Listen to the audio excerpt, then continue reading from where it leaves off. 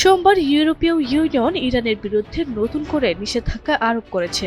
এই পদক্ষেপের আওতায় ১৬ জন ব্যক্তি ও ৩টি প্রতিষ্ঠানের ওপর কঠোর ব্যবস্থা নেওয়া হয়েছে, যাদের বিরুদ্ধে চলতি বছরের শুরুতে বিক্ষোভ দমন এবং মানবাধিকার লঙ্ঘনের অভিযোগ রয়েছে।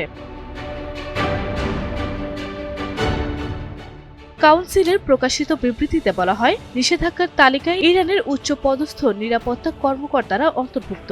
এর মধ্যে উপ স্বরাষ্ট্রমন্ত্রী, আইআরজিসির কমান্ডার, বিচার বিভাগীয় কর্মকর্তা এবং কারাগার সংশ্লিষ্ট ব্যক্তিরা রয়েছেন।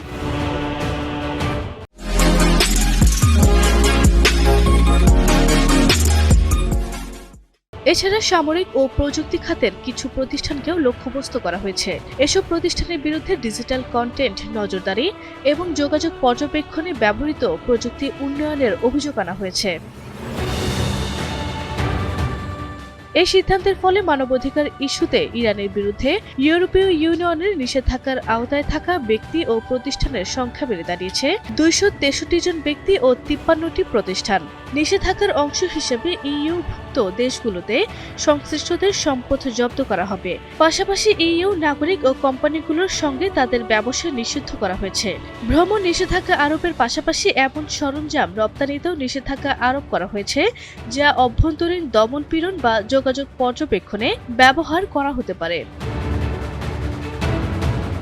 ইরানের মানবাধিকার লঙ্ঘনের প্রেক্ষিতে ইউরোপীয় ইউনিয়নের এই নিষেধাজ্ঞা ব্যবস্থা ২০১১ সাল থেকে চালু রয়েছে এবং সম্প্রতি তা আগামী এপ্রিল পর্যন্ত বাড়ানো হয়েছে।